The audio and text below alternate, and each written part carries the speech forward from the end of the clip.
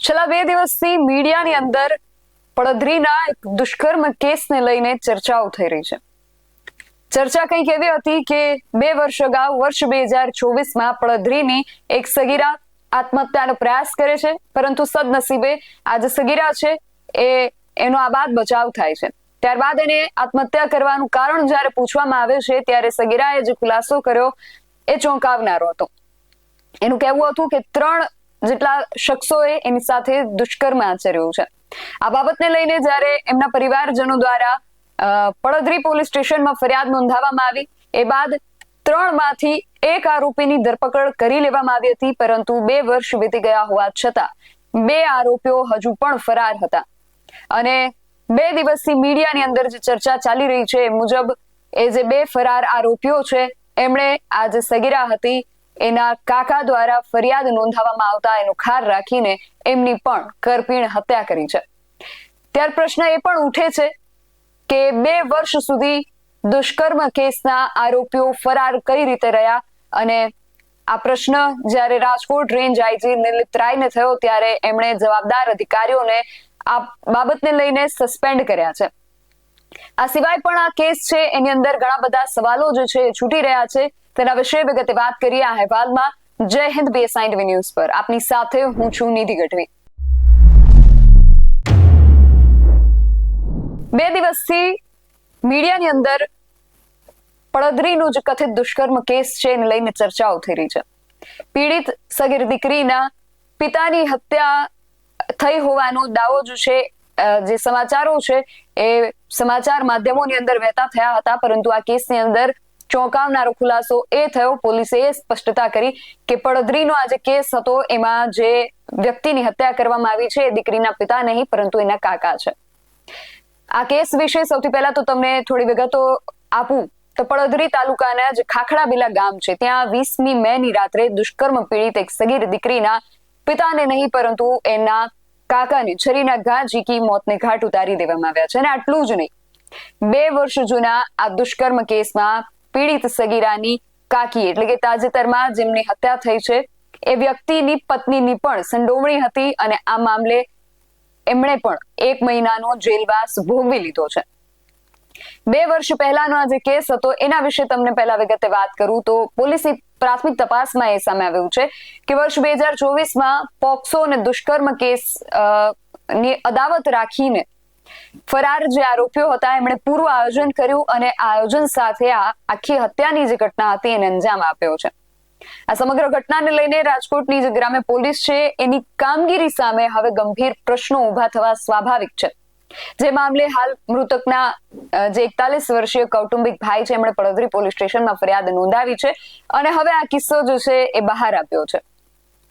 પોલીસમાં જે ફરિયાદ નોંધવામાં આવી હતી એ ફરિયાદ મુજબ હત્યામાં જે આરોપીઓ સંડોવાયેલા હતા મહેન્દ્રસિંહ અને યશપાલસિંહ એમના વિરુદ્ધ પોક્સો અને દુષ્કર્મની ફરિયાદ વર્ષ 2024માં જ નોંધાઈ ચૂકી હતી.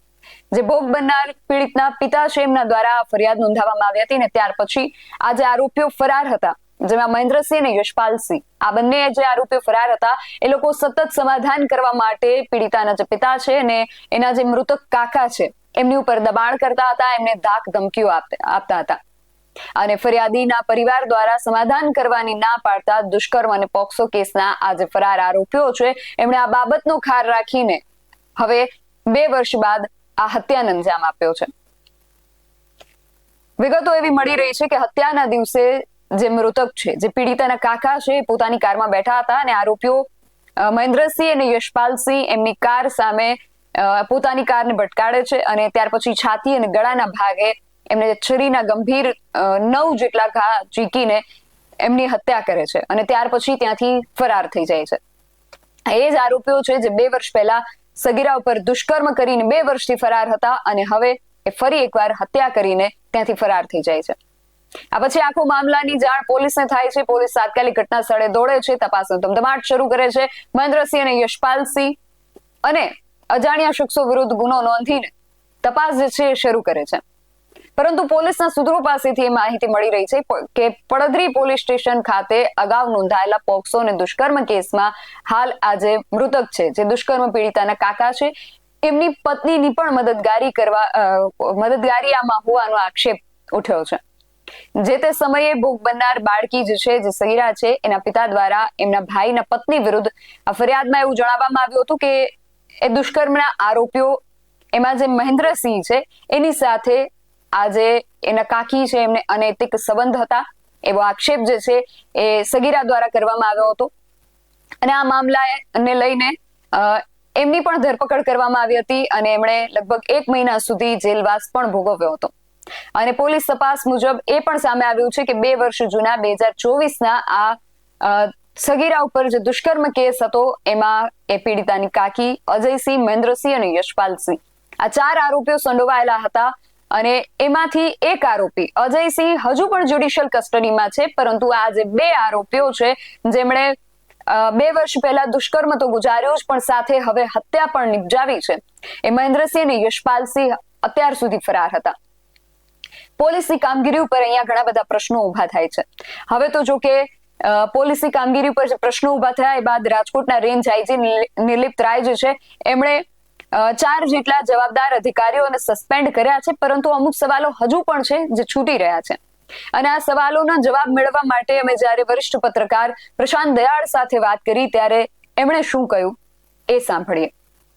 પ્રશાંતભાઈ, પડદરીમાંથી આ જે કિસ્સો સામે આવ્યો છે કે જે રીતે એક દુષ્કર્મ પીડિતા એને 2 વર્ષ અગાઉ ફરિયાદ નોંધાવેલી હોવા છતાં 2 વર્ષ સુધી પોલીસે આ બાબતને લઈને જે રીતે કામગીરી કરવી જોઈએ એ રીતે ન કરી અને દુષ્કર્મનો કેસ હવે હત્યા સુધી પહોંચ્યો છે. અહીંયા પોલીસની ભૂમિકાને લઈને તમારું શું માનવું છે?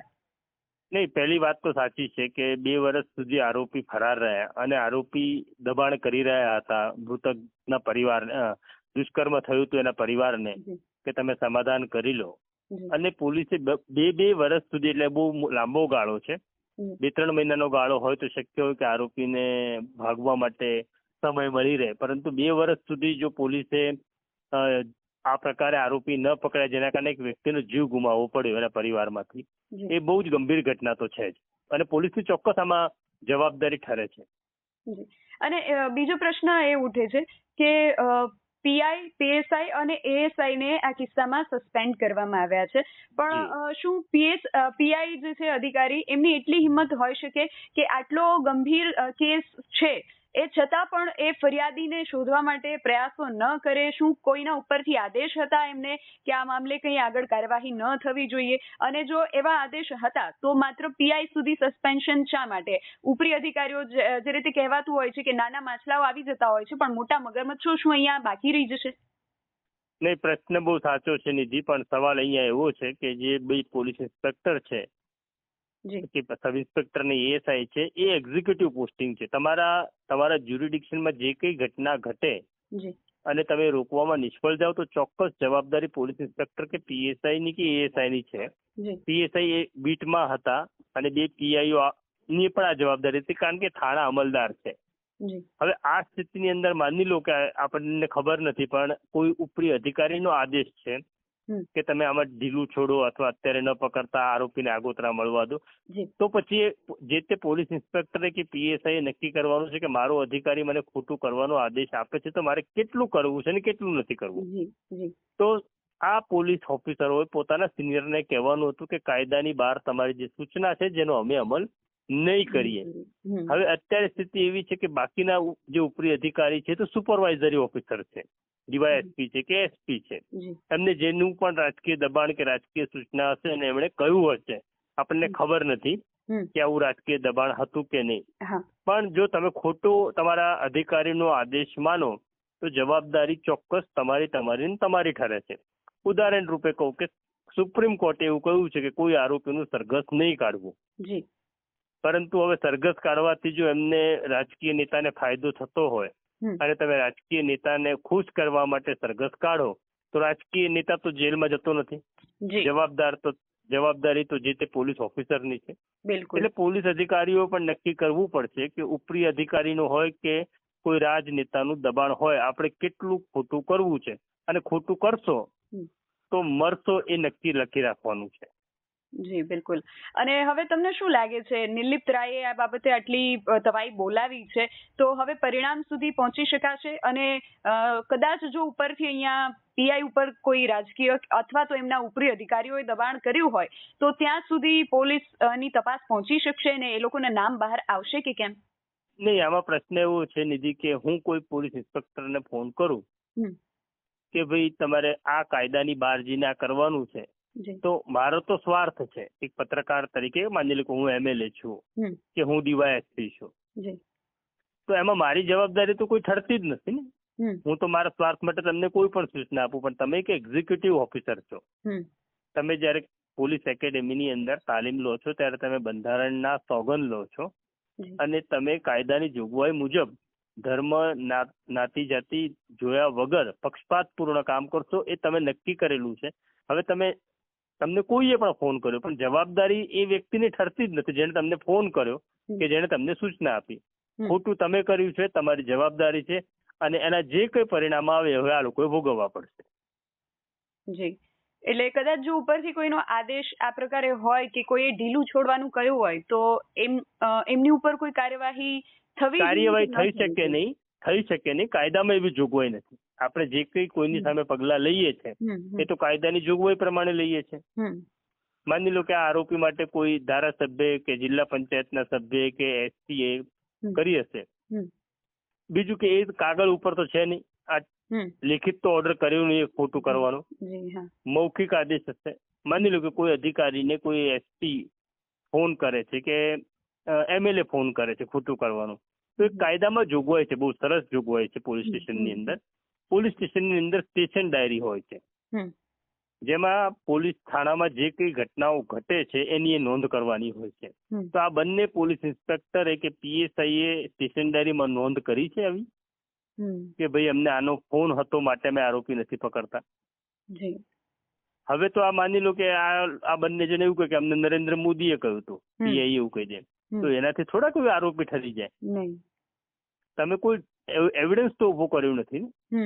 અને બીજું કે કોઈની પણ સૂચના હોય, ઘટના ઘટે એટલે તમારે આરોપી પકડવાનો. પછી એ પ્રશાંત દયાળ હોય, અમિત શાહ હોય, નરેન્દ્ર મોદી હોય, હર્ષ સંઘવી હોય કે ભૂપેન્દ્ર પટેલ હોય, એક વખત એફઆઈઆર થઈ ગઈ, તમારે આરોપી પકડવાનો છે.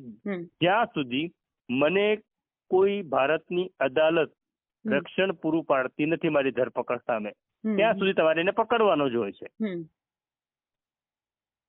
એટલે તો ટૂંકમાં એટલું કહી શકાય કે અહીંયા પોલીસ કર્મચારીઓ અને અધિકારીઓ માટે એક આ લાલબત્તી સમાન કિસ્સો છે કે તમને કદાચ કોઈ રાજકીય દબાણ કે તમારા ઉપરી અધિકારીઓનું દબાણ પણ આવે છે, છતાં તમારી જે જવાબદારી છે તમારે નિષ્ઠા સાથે પૂર્ણ કરવાની છે. નકર જો પરિણામ જે છે એ અહીંયા સુધી સસ્પેન્શન સુધી અને તમારી ઉપર કાર્યવાહી પણ થઈ શકે ત્યાં સુધીનું આવી શકે છે. ચોક્કસ નિધિ, આ ગુજરાત પોલીસ માટે કે રાજકોટ પોલીસ માટે બહુ શરમજનક ઘટના છે. હવે તમે આ અધિકારીઓ સામે જે કોઈ પગલાં લો, ખાતાકીય પગલાં જ લેવાશે, આમાં કોઈ ક્રિમિનલ પ્રોસિજર થશે નહીં.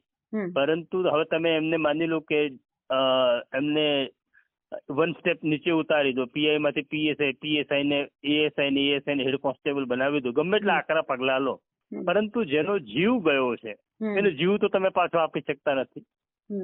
તો આ બહુ જ શરમજનક ઘટના છે. અને દરેક અધિકારીએ, હું તો એવું કહું છું, ગુજરાતના દરેક પોલીસ અધિકારી કે કર્મચારી યાદ રાખવાનું છે કે આપણે ખાકી પહેરી છે, આપણી જે ટોપી છે એની ઉપર અશોક સ્તંભ છે, ને આપણી જવાબદારી છે આ રાજ્યના નાગરિકોની રક્ષણ કરવાની. જો તમે રક્ષણ નથી કરતા તો તમને તમારી પાસે બધી જ સંપત્તિ હશે, પણ તમારો ઈશ્વર તમને માફ નહીં કરે. આ બધા મનમાં ગાંઠ વાળીને સમજી લેવાની જરૂર છે. જી બિલકુલ. સર, આપ અમારી સાથે જોડાયા તે બદલ આપનો. નોંધનીય છે કે 2 વર્ષથી ફરાર આરોપીઓએ ફરી એ જ વિસ્તારની અંદર હત્યા જેવા ગંભીર ગુનાને અંજામ આપ્યો છે. એટલે પ્રશ્ન અહીંયા જે રીતે પ્રશાંત દયાળે વાત કરી કે પોલીસની કામગીરી અને પોલીસની જવાબદારી પર ઉભા થાય છે કે પોલીસને કદાચ કોઈ પણ વ્યક્તિ આવીને એવો આદેશ આપે છે કે આ કેસમાં તમારે કામગીરી ન કરવી કે તમારે આમાં ઢીલાશ મૂકવી, પરંતુ જવાબદારી જે તે અધિકારીની છે, એને શપથ બંધારણના લીધા છે, નહીં કે જે તે રાજકીય કે એમના ઉપરી અધિકારીના. એટલે અંતે પ્રશ્ન એ આવીને ઉભો રહે છે કે જે તે જવાબદાર વ્યક્તિ છે એને સમજવું પડશે કે એમનું શું કામ છે, અને એને કોઈ પણ પ્રકારના આદેશો કે આ પ્રકારે ક્યારે એને દબાણ આવે છે તેનાથી બચવું ને એમની શું જવાબદારી છે, એમનું શું કામ છે એ એમણે નિષ્ઠાપૂર્વક કરવું પડશે, નહીતર એનું પરિણામ જે છે એ અહીંયા સુધી આવી શકે છે. અત્યારે 2 PI, 1 PSI અને 1 ASI એમ કુલ 4 લોકોને આ કેસની અંદર સસ્પેન્ડ કરવામાં આવ્યા છે. જે પીડિતા છે, જે મૃતક છે, એમના પરિવારની સાથે હવે આ જે 4 પોલીસ અધિકારીઓ છે એમના પરિવારને પણ હવે અહીંયા ભોગવવાનો વારો આવ્યો છે. એટલે અહીંયા કહી શકાય કે પોલીસ અધિકારીઓ અને કર્મચારીઓ માટે પણ આ એક લાલ બત્તી સમાન કિસ્સો જે છે સામે આવ્યો છે કે તમારી જવાબદારી જે છે એને નિષ્ઠાપૂર્વક નિભાવો, નહીતર એનું પરિણામ ભોગવવા તમારે પણ તૈયાર રહેવું પડશે. તમારું આ સમગ્ર વિષયને લઈને શું માનવું છે અને તમારો મત કોમેન્ટ બોક્સમાં ચોક્કસથી જણાવજો. આવા જ અહેવાલો સાથે મળતા રહીશું. તમે મારી YouTube ચેનલને સબસ્ક્રાઇબ કરવાનું અને અમને Facebook અને Instagram પર ફોલો કરવાનું ભૂલશો નહીં. બાકી અવનવી અપડેટ્સ માટે આપ જોતા રહો BS9 TV ન્યૂઝ. નમસ્કાર.